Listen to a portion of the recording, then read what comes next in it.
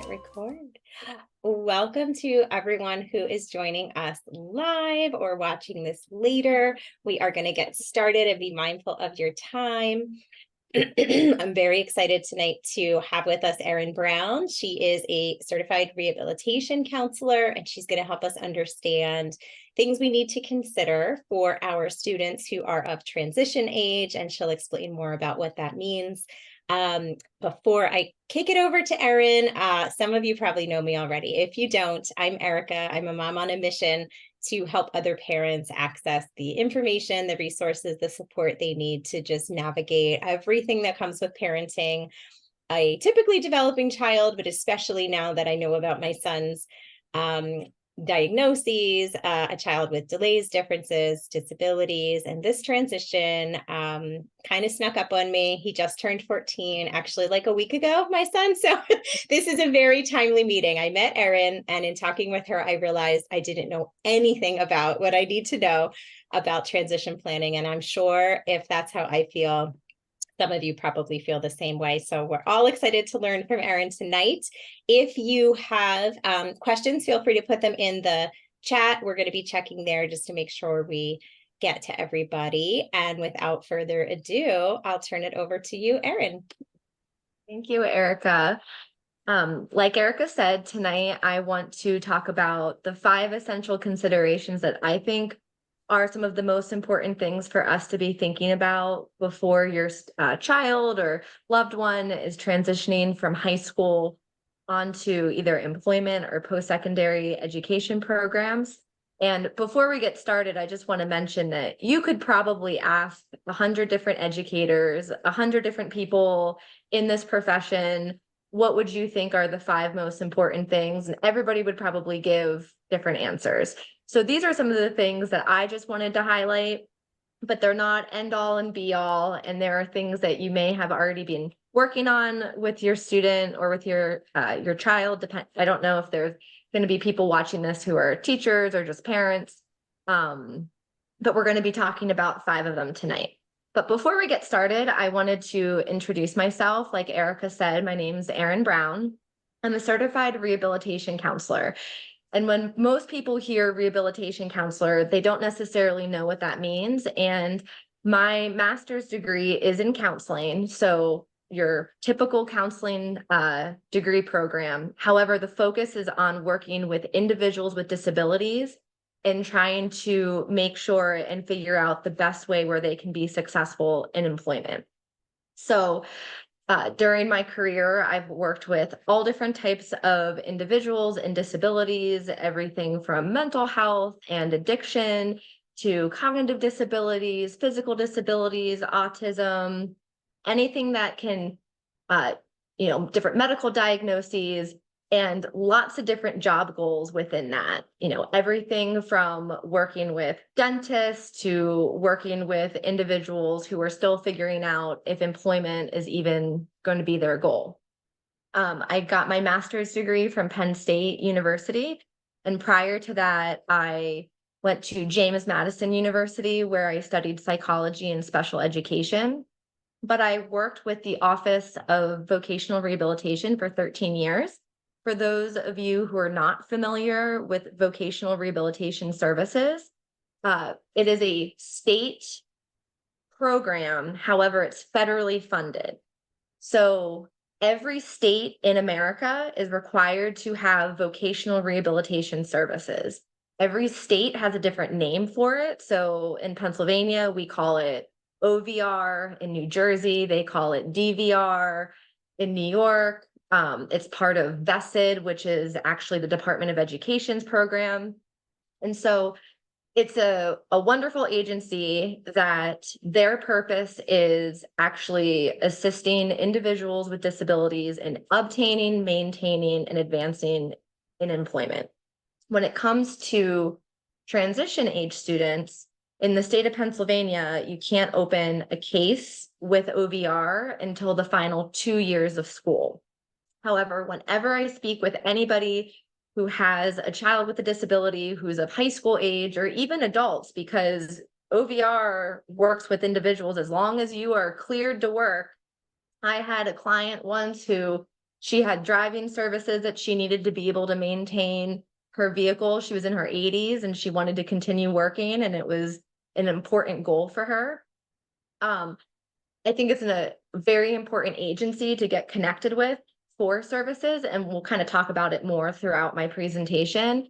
But during my time there, I started as an intern, moved into being a counselor, then was the training supervisor, where I trained all new counselors and social workers who started at the office, and then moved into being the assistant district administrator, where I helped run the office, train new staff, and also trained providers and different service agencies that we worked with as well.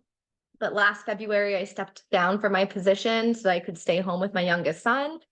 And so now I'm kind of working my back into finding my passion again and wanting to work with students with disabilities again. And so that's kind of how I ended up with working with Erica in the Center for Confident Parenting. Before we get started, I wanted to just say that first, you're already doing a good job. If you are here, that means you're interested, you're trying, you want to learn more. And during my presentation, I might be talking about things like how important it can be to start some of these conversations early. And if you're at a point with your child where you're older or closer to exiting school, I just want to say that it's never too late to start implementing suggestions. You're never going to be behind. There's always going to be opportunities. So I don't want this to make you feel like you're behind the 8 ball, because if anything, you being present today shows that you're not. Feel free to ask questions. Erica's going to be manning the chat. I want it to be as informative as possible for you. I know a lot of people, this is recorded, and so you're going to be accessing later. If you have questions at the end, when you watch the presentation and you have questions, my email's at the end, so feel free to send me an email. I'd be more than happy to talk about your specific questions as well. And again, I just want to thank you for being here. I know everybody has a lot on their plates. 8 o'clock might be the time where people start kind of dipping in their energy. So I appreciate the fact that you are here with us. And I should have invited everyone to interact. If you want to pop in the chat, like where you live, how old your child is, what you're hoping to get out of tonight, please feel free to do that because we will check it. Great idea. All right. So my first tip that I wanted to talk about is just the importance of talking about employment and talking about employment as early as possible. So in the state of Pennsylvania, we start talking about transition services. So meaning talking about how we're going to assist the students from transitioning from high school out of high school. So whatever that looks like for somebody, whether that's transitioning out and volunteering, whether it's transitioning out going to employment, or whether it's transitioning out and going to a post-secondary education program, all of those things in the state of Pennsylvania are started to talk about at 14. Other states might start talking about it in IEPs a little bit later, but it is something that's going to be starting to talk about when you're, starting high school. One of the things I always say is that I don't expect any 14-year-old to know what they want to do for the rest of their life. I think a lot of adults don't know what they want to do for the rest of their life. And so it's one of those things where, let's just start having the conversation. Let's start talking about it. We're not going to put pressure on making decisions at this point, but let's start having conversations about it. One of the things that we find is that sometimes students are only exposed to those jobs that they interact with. So they might be aware, excuse me, of what their parents do for a living, teachers, doctors, nurses, police officers, the typical, helping professions that people are aware of. And there are so many different jobs that exist that sometimes it's difficult because we don't even know what's out there that could be a good fit for a student. One of the examples I sometimes give is, let's look at a hospital system. When you ask somebody what kind of jobs are at a hospital, the answers are typically things like doctors, nurses. But if you zoom out of the types of jobs that are at a hospital, you have people working on the insurance side, medical billing and coding, admin positions, waste management, labs, patient transport, somebody working to make sure that the internet system is working for the hospital, somebody actually doing the testing and in the labs and all of that, and driving equipment and things to people's homes. There are so many different jobs that exist in a hospital that on paper you might not think about. Like I might not think about the person who's doing social media or graphic design for a hospital system. So one of the things that I always encourage is let's talk about, as you're going through life and you're experiencing new jobs with your child, you go out, you talk with somebody and you find out what they do, having those conversations about, have you ever thought about that? Or does that seem interesting to you? Or what is it that sounds nice about it? Or what aren't you interested about it? Just starting those conversations early. Another thing that I think is really important to talk about is how hobbies and employment and how they intersect. And this can be looked at in a couple different ways. The first thing is that I think it's important for students to know that there can be a difference between a hobby and what they're going to do spending, their work, whether depending if they're working part-time, full-time, whatever their goals are.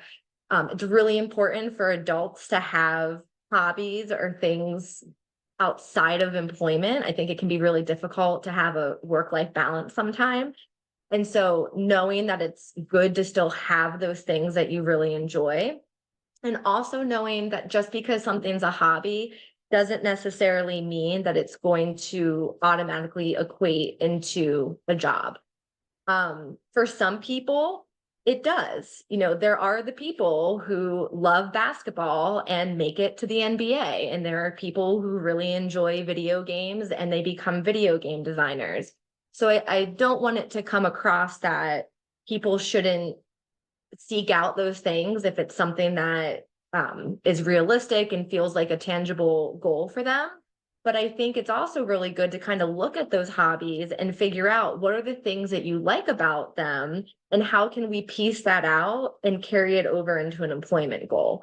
So for the basketball example, if somebody really likes basketball, talking about basketball as a team sport, what are other jobs where you're going to be working as a team? What are other jobs that might be in the sports world? Or if somebody's really interested in a specific team, what other types of jobs exist, working for the Eagles, or working for if somebody's really into Villanova basketball, what other jobs exist at Villanova where you're still part of the school spirit, get to immerse yourself in the basketball world, but might not be actually being a basketball player. Just looking at what someone's skills are and how that might translate into a job. Another thing that you can look at is actually what educational levels are required and then doing research based off of that.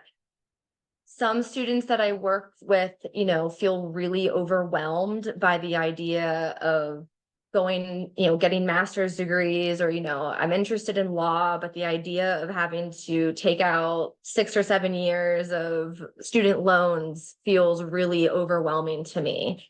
And looking at, okay, well, what other jobs exist in that realm? Like for some people, yeah, maybe lawyer, absolutely. Great job goal, feels really attainable. They're interested, they're motivated, they know what's going to be involved to get to that point. But somebody else maybe, working as a paralegal or a court stenographer, kind of doing research into a field and figuring out what other jobs that exist that we might not think about in day to day. And there are some great websites like onetonline.org that you can use to kind of deep dive into different jobs. And it's almost like you click on one job and it gives you suggestions and you can go down the rabbit hole of just learning about other things. Another reason why it's good to talk about employment early, state VR systems, they are required to have a job goal to provide services. So although again, no state agency is going to hold you, to a specific job goal saying, this is what you have to do. You said this on your papers and this is what you're going to do for the rest of your life. However, in order for them to justify services, there has to be a job goal. And so if this is something you're talking about early, when you get connected with the state VR system, you're going to be ahead of the game because you've already done some of the research and you can say, hey, here are some of the things that I'm talking about. So not only is it good just because, let's get the conversations going, but it's also going to help just move things quicker through state agencies as well. Does anybody have any questions about just talking about employment early? That was great. Thank you. We have not talked about this yet. This is something that we need to do. I don't know exactly where everyone is and, age and things like that. We're not where we need to be right now in terms of education, in terms of middle school and high school. So I feel like we'll maybe think about this as soon as we get there. But it makes so much sense to start Good talking. to just know what to be thinking about for the future, even if And it's not something for right now, to I think, love the idea of pointing out, like, oh, you want to be involved in this. Well, what are all the ways that you could be involved in this? mm, That's a really good tip.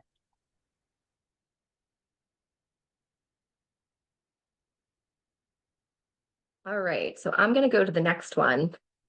Another really important consideration is just knowing agency timelines. If you are a parent of a child with a disability, you already have had to handle therapies and doctor's appointments, maybe services that they've already gotten. And I know the juggle of everything can be very overwhelming because there's a lot to juggle. Um, One of the things that I think that can be very helpful in just making sure that the transition is smooth is knowing what agencies are out there to help your child. This is going to be individualized based on their diagnosis. If your child has autism, you might be eligible for certain agencies. If somebody has cerebral palsy, they have different agencies that they can kind of touch into to get either services or funding. And of course, all of those agencies have different timelines. A lot of times the timelines aren't flexible. And it might be a hurry up and wait thing where, you spend all this time doing an application and then you get started and then you kind of have to wait for the, state or county or federal employees to have to do all the paperwork on the back end. And it can feel very frustrating that things aren't moving as quickly as you want. And so I think having a plan and scheduling out, here are the different agencies that I can connect with. Here are the agencies I'm already connected with, keeping track of who they are, who are the contact people for each of those things, and actually creating like a calendar system to help remind you. When I was at OVR, people used to joke about how OVR was the best kept secret because there was, funding and services available to people, and people wouldn't sign up until the very, very end of their high school career and miss out on opportunities.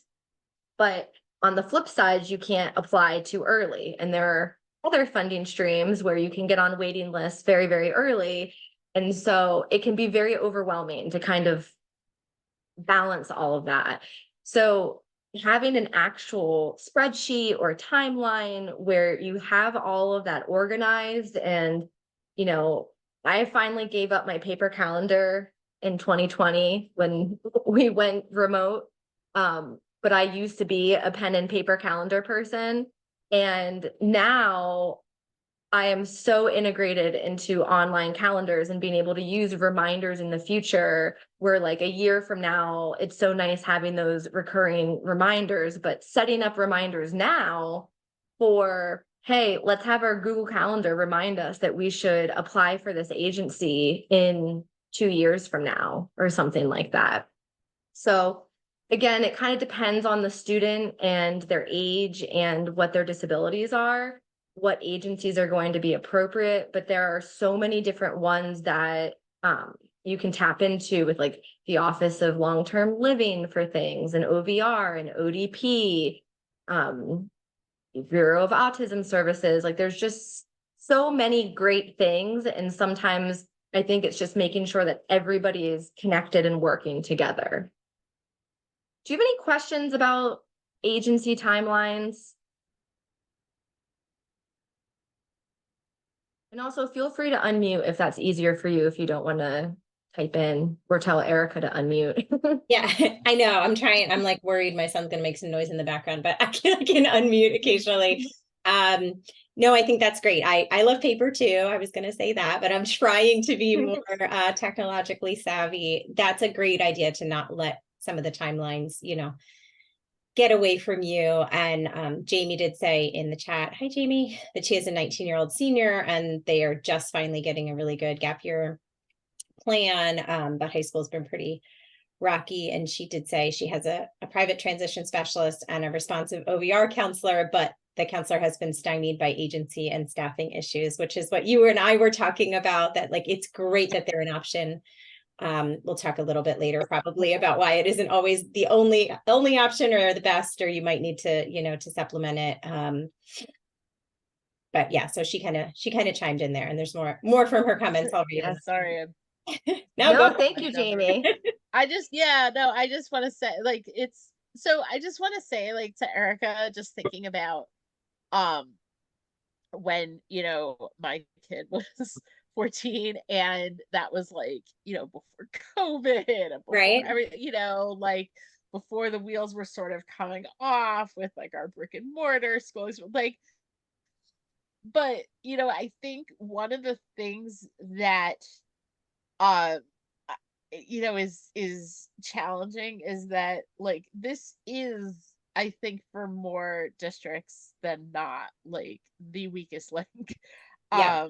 That so many districts, like, they're unfamiliar with indicator 13, like they don't understand what the transition grid is, why it's important. They just sort of, like, they gloss over it, they fill in the blanks. They have these activities and they can put down, like, we do this one time a year. And to be honest, like, most parents I know have had to, like, kind of do this transition thing and figure it out, like, by themselves. Yeah. And it's like very unfortunate. It's actually not until we came to like the cyber charter school, where I felt like they actually were, like, more informed about transition, and there's actually like a transition class for kids with IEPs, and that, and like, our OVR counselor, like, getting her to the meeting was like pretty easy, and like, Right.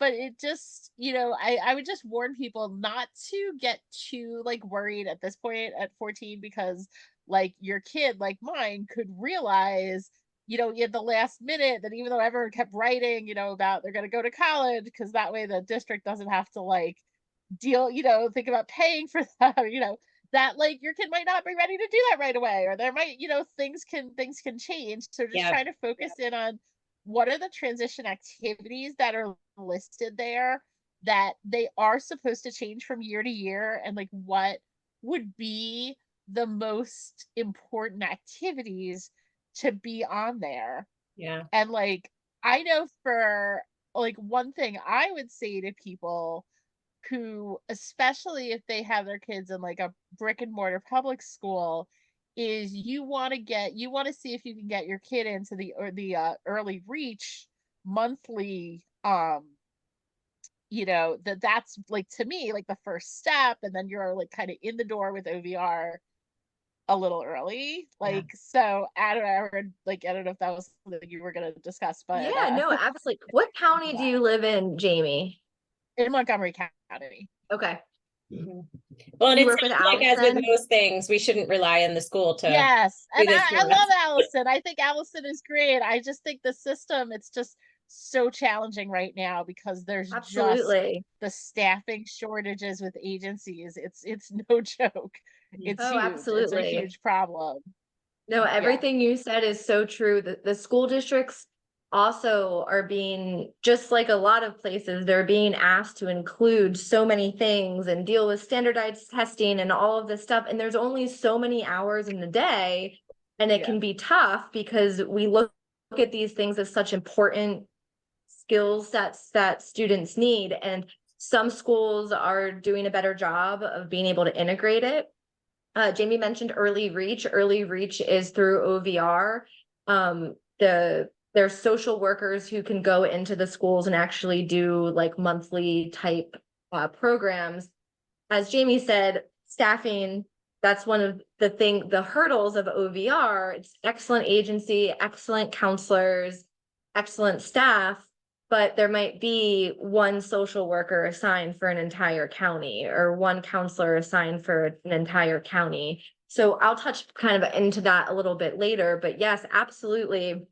I encourage everybody to sign up with, with state VR and to be able to take advantage and get what they can. But it can be so frustrating when, like you said, it's kind of like, all right, well, you did that one activity and that checks the box on the transition IEP, and what else can we do to make sure that our students are, better prepared for employment or whatever their path is after school. Hold on. All right. So another thing that I think is very important to kind of start as soon as possible, or if you, haven't been working on this, start on it now, is to be able to speak about their diagnoses and be able to provide some information about how their diagnosis may impact things or what type of accommodations that they need. So every student is different.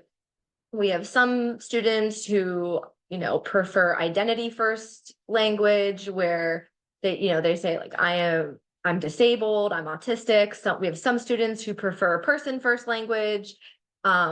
We have some students who feel very comfortable talking about their disability. And we have some students who they really struggle to be able to articulate it. They might not want anybody to know that they have an IEP. They prefer not to talk about it.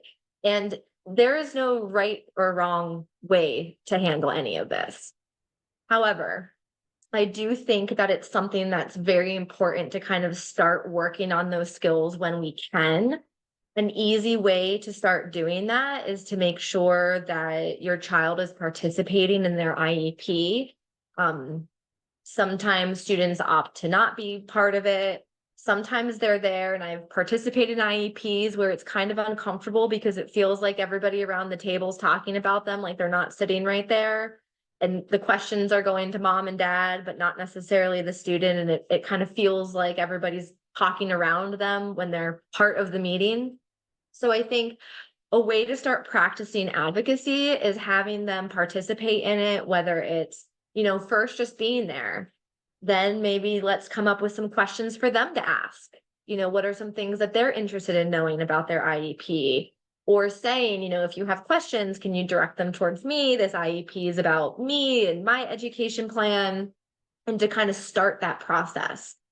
When somebody's in a school district, it is an entitlement program. So that means that having the disability, having the diagnosis, once you're kind of identified as a person to receive services to the school, you are entitled to the services.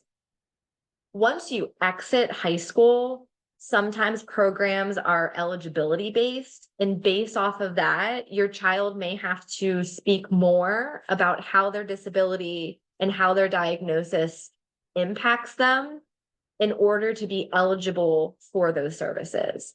So that can be, very alarming for a student if you've never talked about those things and you sit down with the case manager and they start asking questions about their disability and they've never actually been directly asked those questions before, or maybe not in such a direct way. So I think talking about those things early can help build their confidence. It's an essential skill for both post-secondary education programs and then also the workplace. If somebody's planning on going to college, once they exit school, their IEP does not go with them. The university or college program that they go to will come up with their own accommodation plan based off of either the re-eval testing that was done, or some schools won't even accept school testing and you have to get private testing in order to get the accommodations. just because you are given accommodations in a university system does not mean that your professors are automatically going to know about the accommodations. Even if they know about them, they might not know exactly who in the class is the person who's getting the accommodations.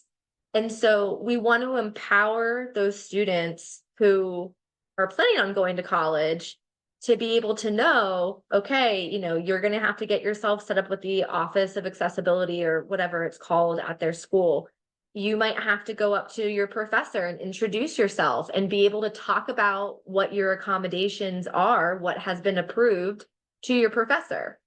If you're able to take tests in the disability services office, you need to be able to let the professor know, I won't be taking the test here, I'll be taking it in disability services, or I've been granted a note taker and I'll get notes from the class, things like that. I've worked with students in the past who were too nervous to speak up. And even though they were approved for accommodations, they didn't take advantage of them during the semester and they floundered because of it.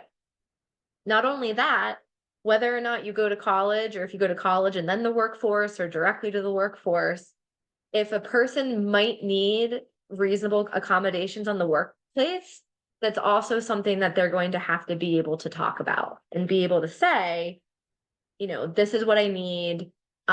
This is my disability. These are the things that will help me be successful in this position. The ADA protects your student so that, as long as an accommodation is reasonable and the person can still do the essential functions of the job, then it's something that should be granted by an employer. And that can get kind of tricky, but an employer is never going to ask if you need them, even if they might suspect that you might need an accommodation. They're not going to ask up front, because then it's, asking if you have a disability. So they're not going to do that. But somebody needs to kind of work on being comfortable in order to ask for accommodations. So to me, talking about these things, it can be tricky. It can be something that over time you work up to it. Being a teenager can be awkward as it is, let alone adding on extra layers of having to be vulnerable. So it's not something that I think you have to throw them in the deep end right away, but start kind of talking about these things to help build them up to feel empowered. And in my opinion, having confidence and feeling empowered is going to help them in lots of aspects of life, not just in the workplace. I think it's to be able to advocate for yourself is a wonderful skill for any of our youth to be starting building now. Any questions about advocacy?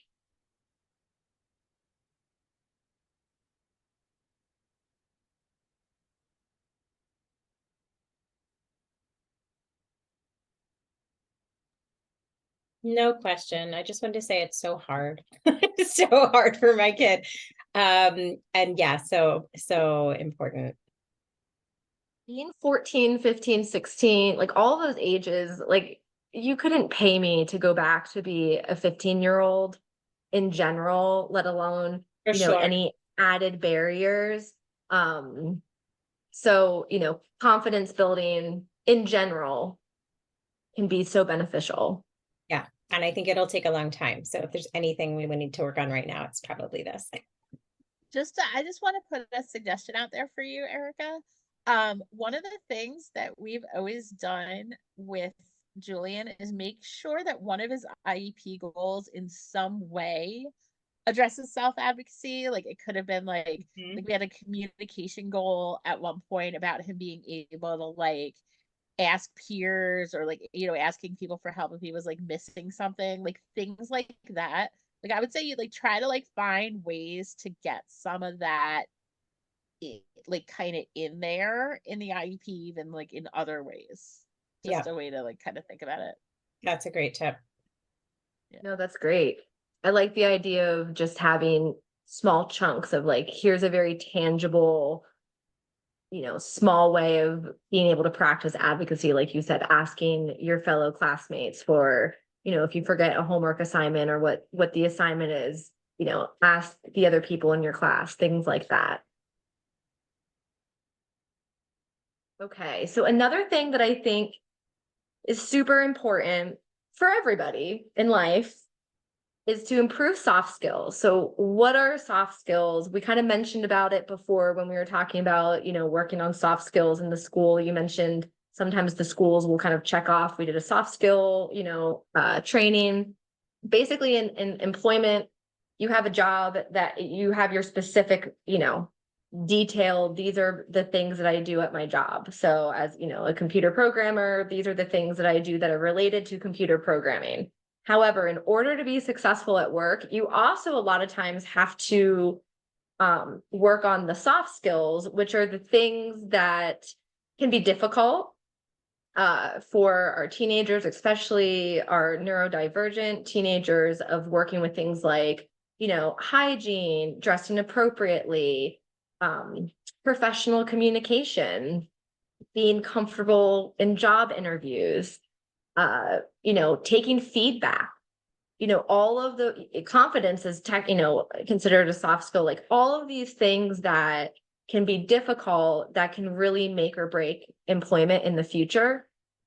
They're important for everybody, not just, our individuals with disabilities. I don't think I've ever met anybody who thought, I love interviews. Like, I don't think anybody goes into interviews feeling super confident. I think that's something that everybody can work on. There's always room for improvement.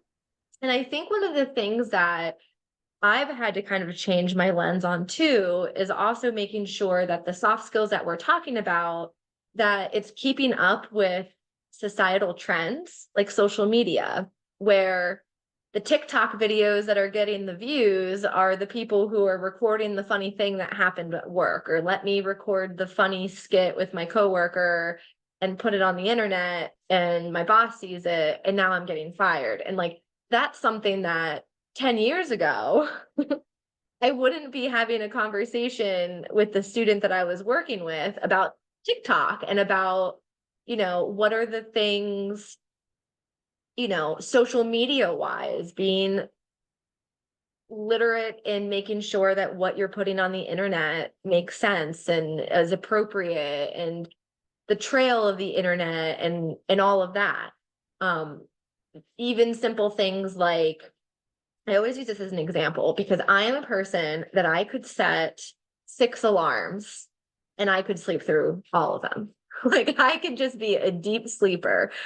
Something as simple to work on, of asking your child, do you get out of bed on your own in the morning, or does your guardian or, mom or dad or whomever you live with, do they have to come in to get you out of bed because they don't want you to miss the bus, because that means that they're going to have to drive you to school, and it's a domino effect of everything else. And I understand that sometimes the path of, least resistance, I joked that I have a 2-year-old and a 4.5-year-old, and I don't think my 4.5-year-old knew how to put shoes on for so long because I just wanted to put them on his feet in the morning to get him out the door. So I understand that sometimes it's pick your battles, and that might not be the battle.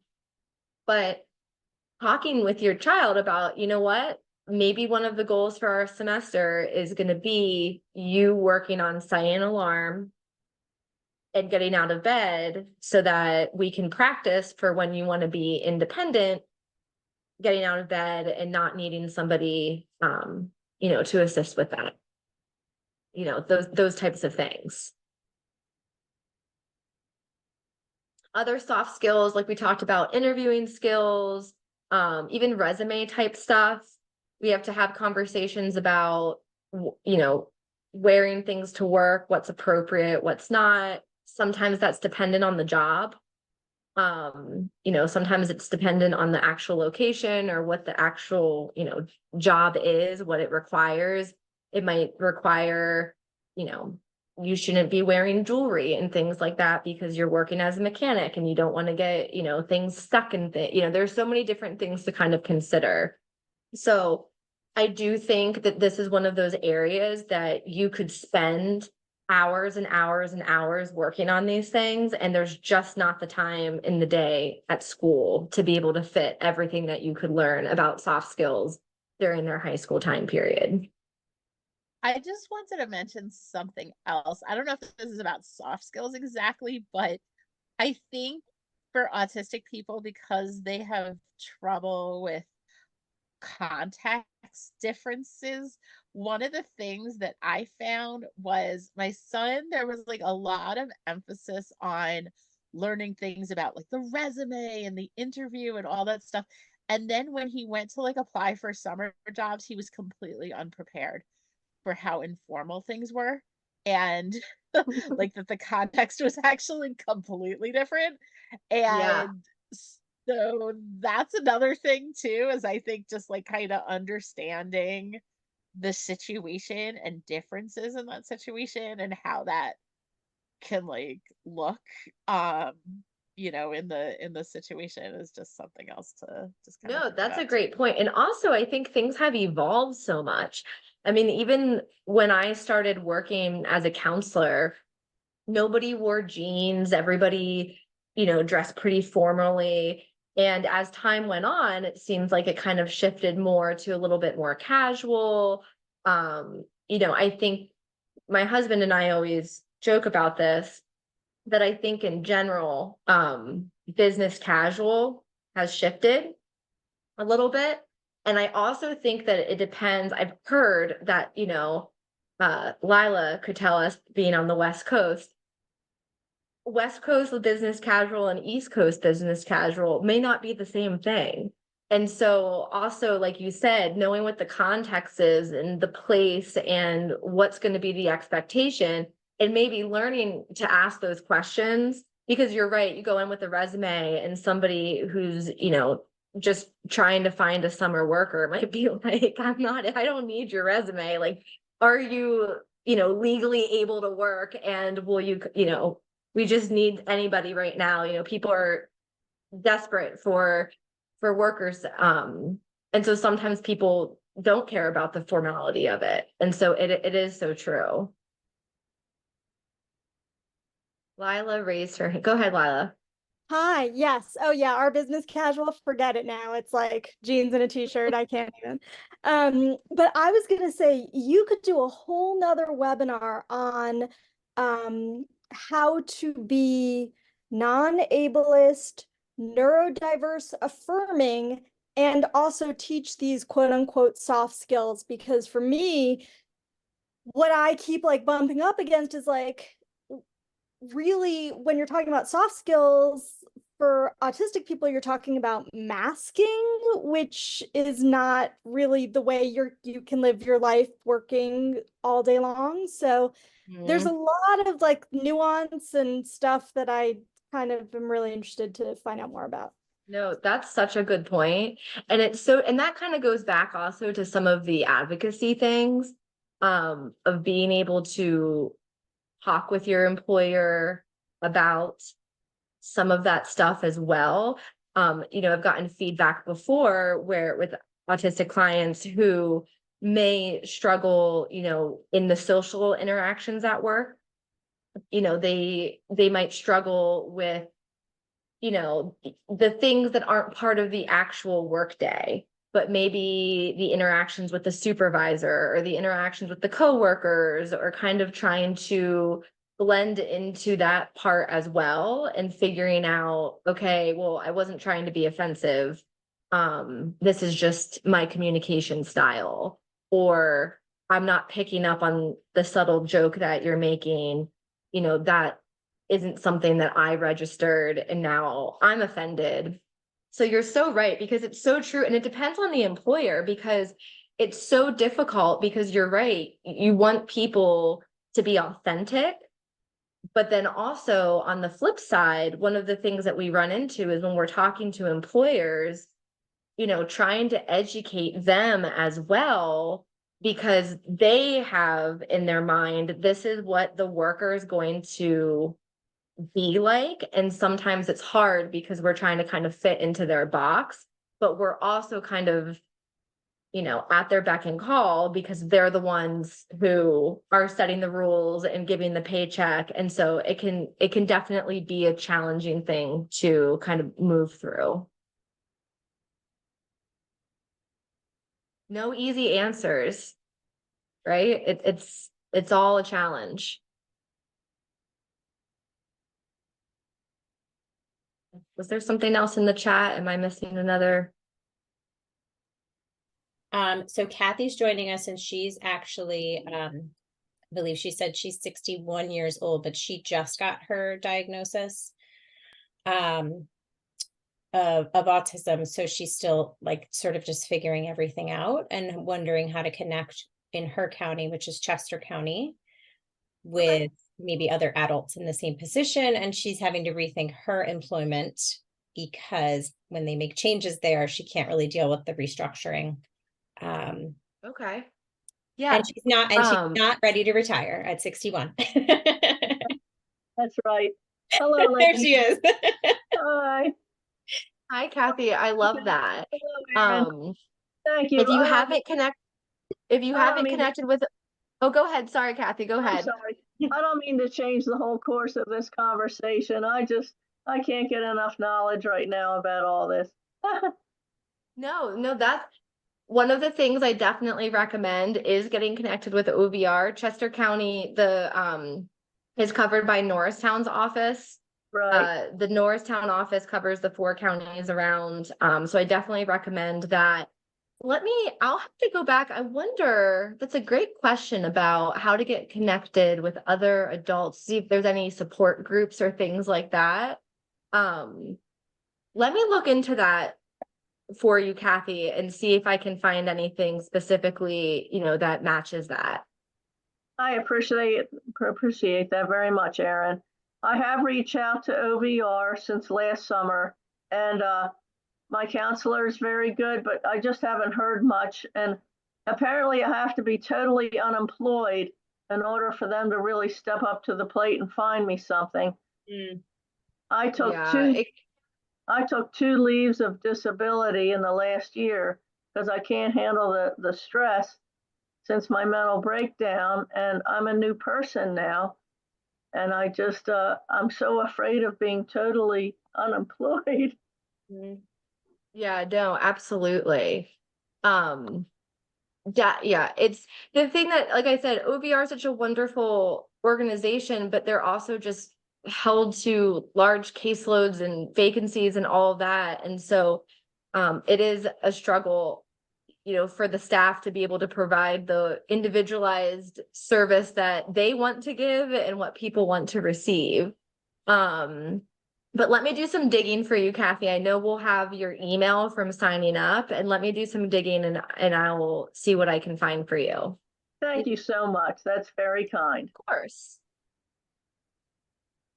All right, so I'm gonna go to my last kind of consideration to think about. And the last one is about finding employment opportunities. And I say employment, and that could look a lot of different ways. I'm not just talking about like, oh, get a summer job or, a part-time job or whatever. So, finding, especially through the educational school system, all of your school districts, the schools that you're working with, they may have connections with the intermediate units or different ways where they can provide your child with employment opportunities while they are in. So one of the things that's really great about this is that it really helps highlight what somebody likes and doesn't like without being hired and fired or hired and quitting. So this could look at like just a 1-day job shadow. This could look like the school helping build an internship somewhere or actually go off site. If somebody's working with OVR in their last 2 years of school, it might be that the federal government wants to put a lot of funding towards what we call pre-employment transition services because studies actually show that individuals with disabilities who have paid employment opportunities during their high school years actually have higher rates of employment when they exit. So the federal government is giving funding towards what they call work-based learning experiences. So it might be something that your school district helps set up, or your local intermediate unit, or it might be something that your state agency can do. But having those opportunities are so important. An example, I worked with a student. She was so set on working in childcare. She had 2 younger siblings. She was very comfortable with changing diapers, and she babysat, and it was, I want to work in a daycare. And we worked with her school to get her set up in a, volunteer type opportunity where she worked at a local daycare. And after 2 weeks, she came to us and she said, I can't do it. It's too loud. And she was so embarrassed, and she didn't want to tell us. And she was like, I feel like I'm disappointing everybody because, this is what I pictured myself doing my entire life. I always wanted to work in a daycare. And now that I'm doing it, it's too overstimulating. And what we had to kind of explain was knowing what somebody doesn't like is sometimes just as important as knowing what they do like. That's really important information, because that's going to help kind of eliminate, these are all the different, job sectors that might be noisy environments that might not be a good setting for that person. And so having those opportunities aren't just finding out about what are you good at, what do you like. It's going to, anything that we can learn from these experiences are going to be good feedback. They're also going to show skills, like we talked about, the soft skills or the general work skills that aren't related to their job. So sometimes people will say, well, I got a paid work experience, or my school set me up with an internship someplace, but it's not what I picture myself doing. Any type of work experience is going to be valuable in the sense that it is going to provide really concrete feedback on things like we talked about, being able to get places on time. Simple things like, did you eat breakfast before you went? And so were you able to make it through the shift without getting super hungry? How many step directions are you able to take? How are you at interacting with the public if you're in a position where you're, working in a customer facing position?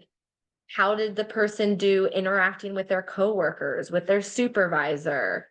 How were they at getting feedback? All of that information is super powerful in the fact that we can take that and kind of build from it and figure out this is what's working or this isn't what's working. And so some of those opportunities may be unpaid, and then some of those opportunities may be paid. When you're early on in your high school career, it might be that you're talking to your team about, these are the things that we're interested in implementing in their IEP. These are the services that we're interested in the future. What do we have to build in now so that we're able to get to that point? Whether it's looking at schedule, whether it's talking about staying additional years, not taking the diploma at 18. It might mean, I worked with some students who didn't take their diploma and actually, went to community college while still connected with the school district, and then also had a work opportunity during that time. And so they hadn't accepted their diploma, but they were still kind of doing the after high school things with the support of the school. Talking about, if we want to do a work experience where they might be out of the school 3 days a week, what is that going to look like? And what is their course requirement going to look like in order for us to get there? So it might not be something that you're thinking about right away, but it might be something that you might want to start having those conversations of what is available, when can we expect to get those things, and what should we be working towards? I had a classmate of mine that in high school, when we did a career type thing, we were in 9th grade, he shadowed at a radio station, and then eventually got a degree in broadcast journalism and went back, and they hired him, and they had this like full circle moment where they had pictures of him from when he like job shadowed as a 15-year-old and then ended up with his own radio show on the radio. So, that was something that whenever people talk about job shadowing, I always think about him because it was like, who knew that one day thing actually impacted his career trajectory, and that's what he ended up doing. Very cool. Any questions about employment opportunities? I know that there are hurdles, transportation, depending on where you live, access to public transportation, whether somebody can drive, burnout, making sure somebody has enough, energy to, depending on, if they're getting an after school job or something, sometimes it's just not possible, but these are just things to kind of think about. I was just gonna say, like, our issue was really like with OVR that, it was like the referral was made to the agency who was supposed to like staff it, take care of it, and then it was like the agency like kind of ghosted us, and then we switched to like doing the job shadowing one at a different agency, and it was like the same thing, and that was super frustrating because Yeah. I knew that the OVR counselor was trying, and yet like you know I was it was very frustrating to have that happen. And now we're likely gonna try to find a way to go through MCIU to have it happen, and I'm just keeping my fingers crossed that it'll work, because I Yeah. know that the people at OVR don't want, you don't want that sort of thing to happen, and it's just frustrating, especially for my son who didn't necessarily even like need a whole lot of like support, but it's just like the way that the system works is that it had to go Yeah, out to the it's agency. nothing is more frustrated than when you have a plan that you think is going to be like work, and then along the way it's like, where did everything fall apart? Like, how did, we thought that this is what was going to help and what was going to work, and then it's, when everything falls, it's like, okay, like, how can we do this? So I hope that your son, get something soon and that it's, implemented for you, because it sounds like you've been working hard to get there. Yeah, and I mean, he's had some other like kind of things, along the way. So, it hasn't up until now, it's just really been about like just get the graduation requirements done. But like that it's going to be like in the coming year, it's going to be more of a focus, and Yeah. we're trying to figure everything out. But yeah. Well, it sounds like you're doing a good job advocating for him. Yeah, He's a I good role try. model for advocacy in you. Yeah. Yeah. All right. So just to quickly review 5 of the things that I find to be beneficial, talking about employment early, whatever that's going to look like. It doesn't have to be a lot. It can be creative. It can be just asking more people about what they do for a living as you interact with them. Knowing agency timelines, knowing that there can be hurdles when it comes to that and being prepared for that. Practicing advocacy with your child, improving their soft skills, and seeking out employment opportunities. So one of the things I just wanted to touch on, since I'm now, working with the Center for Parenting, is kind of how can I help? Because as we've discussed, your state VR system is a free resource to you. I want everybody to apply for their state VR program.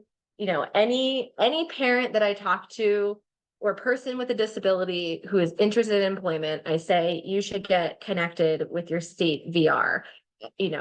I had an Uber driver in a different state who I was talking to, and while I was driving, I found his state's VR information and provided it to him. I think it's a valuable resource. However, like Jamie has mentioned, it comes with the hiccups of, red tape and bureaucracy and caseload sizes and staffing difficulty. And you can have an amazing counselor, but if it's one person covering an entire county, they may not be able to provide the one-to-one support that you may want for your child. So Erica will send kind of information on if people are interested in working directly with me, how I can support. But just all those things that we talked about. Sometimes it can be tricky. That parent teenager relationship can sometimes be sticky.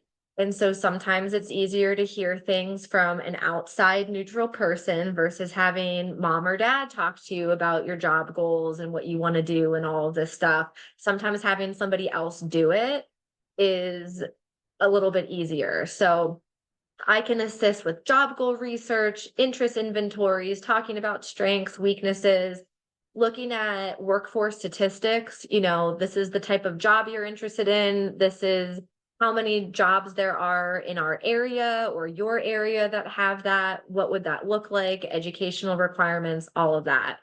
I can also work with you as the parent to review agencies, discuss potential agencies, assist with the applications. If that's something you need support in, like figuring out these are the things that you need to do in order to move things through quickly. I can also provide that one-on-one support to help with the advocacy scenarios or help with those soft skills, whether it's a specific thing that you have in mind, or if it's like a series of things that you would want me to work with them on. And again, my background is my training's in counseling. So it's doing it in a way where we're making sure it's productive and kind of working towards the goal.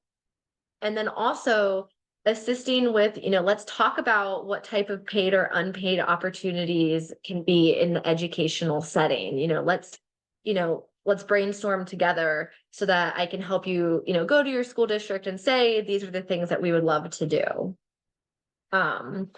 And this is my email. Please share it with whomever you think can benefit. And then before, we wrap up, I wanted to see if there were any other questions or comments or anything Erin, anybody would like to share. Question in the chat. Kathy wants to know where you are based and do you counsel people regardless of their age? So I am I live in Montgomery County. So currently with the Center for Confident Parenting, I'm only working with students. However, that's something that Erica and I can discuss and see if there, a way for me to be able to, work with somebody else. Okay. Yeah. In your role before, you did not have an age limit. Oh, So your yeah. In my role experience is before, great. I worked with Yeah. students starting in high school all the way up. So I have a large experience of working with all ages and disabilities. But I'm new to the Center for Confident Parenting, so all of this is new. So we're just We'll kind figure of it out. working You can it out do the what you kinks. can work with who you want. I don't care. I want everyone to get help. We'll take you, Kathy. Thank you. Thanks very much. Erin, correct me if I'm wrong. One of the other things you can do, like Jamie mentioned that her OBR person came to the IEP meeting. Is Yep. that Yep. that's something you can do too? That's Yep. where I tend to struggle is like, I forget what I'm supposed to be asking for. I get so caught up in like listening and taking notes that I forget what I'm supposed to say. So I could see how that would be really helpful. Yeah, if you wanted me to, partner even with who you're already working with or whatever to come up with a plan before an IEP meeting or sit there to kind of help ask the questions or advocate for your child, I'd be more, I want to be specific that I'm not like a disability advocate. There are also lots of other people who do that's their main bread and butter is just sitting down for the IEP. But when it comes to the transition stuff, I'm more than comfortable kind of assisting with, asking what kinds of services and things like that. And and that can be virtual if people are able to, so it's not just for local people. Yeah. And it sounds like, well, in my experience, and I can hear this is maybe Jamie's experience too. If you don't, there's so much you can get if you know to ask for it and the language to use to ask for it, but no one's going to tell you that. So you just get stuck in this loop of if you don't happen to be in a school that offers amazing transition support, your kiddos maybe just not going to get what they need. unless you happen to have inside information. So I can see how, whether it's through OVR or someone private, just having someone who's sort of in the know say, well, why aren't they doing this? And why aren't they doing that? That has been our experience all along with every step of the process. So I'm sure that will be our experience with the transition piece as well. Unfortunately, but it is, as we like to say, it is what it is. And it sounds Lila, like I we see you shouldn't, had, I was gonna say, yeah. oh, sorry, go ahead. I was gonna say, it sounds like we shouldn't rely on what they offer. Like, we shouldn't assume that because they throw around the word transition support, that they have some grand plan. Yeah, Lila, go ahead. Yes. So in your experience with like Department of Rehabilitation, do they only have, and this is my assumption, and I have no idea, certain employers that are like on their list that they reach out to for internships or jobs, or for example, if the type of employer that you're looking for is not going to be like your typical grocery store, movie theater, whatever, in your experience, does the Department of Rehabilitation counselor, whoever you're working with, like, would they be able to reach out to like a private employer? Do they do that? So I can only speak, so how it works, it's kind of I have a twofold answer. So in general, we don't have it, like OVR didn't have a bank of employers when it came to helping find employment. So even if it's not for these like in-school opportunities, we were going to, everything's individualized. So if this is your job goal, and it might be something that's a little bit more unique, the counselor is going to work with the person to try to help find that position or whatever to assist them. However, depending on certain services might be outsourced to different agencies. And so sometimes it's based off of that agency. So for example, like the different employment opportunities, it might be that specific agency, in theory, we're asking them, let's think out of the box. Like, this person's interested in music engineering, let's find them an opportunity in music engineering. And what I found is some agencies are very open to that. It might take a little bit longer to find that for them to develop the relationship. And then I've also found that some agencies are kind of like, okay, well, these are the people that we have very good established relationships with. Because I do get it that sometimes it's like, if you're coming in and you're like, hey, can I let this high schooler come in for a day or for, I can understand where sometimes employers might be like, I don't want to deal with that. Like, no, thank you. I have what I need to deal with already. I don't want to add to that. So I think it kind of is dependent, but in general, state VR, it's not like, here's your list of places that we work with. It's, what is your job goal and what services are you going to need to meet that specific job goal? And so that's where sometimes it is thinking out of the box. If people have more, I don't want to say out of the box, but like I said, I had clients who were doctors, lawyers, psychologists, very high earning type positions. And then I had individuals who were just interested in working, 4 hours a week at a grocery store or something like that. And then everybody in between. So it's all very dependent on what people's goals are, what their capabilities are, and then also like their interests. So it's not an easy question. I would hope that California would be the same way, that they would have, they wouldn't just pigeonhole you based off of certain employers. And another thing I always want to mention too, when it comes to OVR, is that if you are interested in post-secondary education programs, they do look at FAFSA information, but different states do have funding to be able to help pay for tuition as well. So sometimes I would talk to people and they would say, oh, I'm not interested in doing OVR. My child's going to be going to college or whatever. And it would be like, well, wait. Like, actually, you might actually have tuition funding, or when they're done with college, the assistance with finding employment after that as well. That's a great tip. Again, Doesn't hurt to try. you don't know what you don't know. Yeah, you don't know.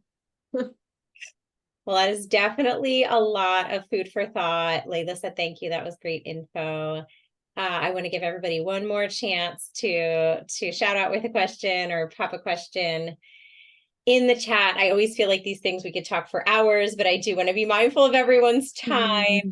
That was a good starting point. Everyone can see your email address if they want to come find you. I'm super excited to bring you onto the team and get the word out to families that there is support for this really important and possibly overwhelming / terrifying transition. I just, when we struggle with something, I kind of try to direct that struggle into, how can I help somebody else to have a slightly easier time? So hopefully that's what we're doing here. So thank you to everyone who attended in real time and participated. Thank you too if you watch this later, recorded, and I'm sure we will be back soon to do this again or something along the same lines, but different. And I do always try to bring in local experts to just share a little bit of their knowledge with us so we know what to ask for and how to navigate this. So thank you everybody for your time. And Thank you. yeah, thank you, Erin, for your expertise. And I'll hopefully be back soon with more. Have a great night, everybody.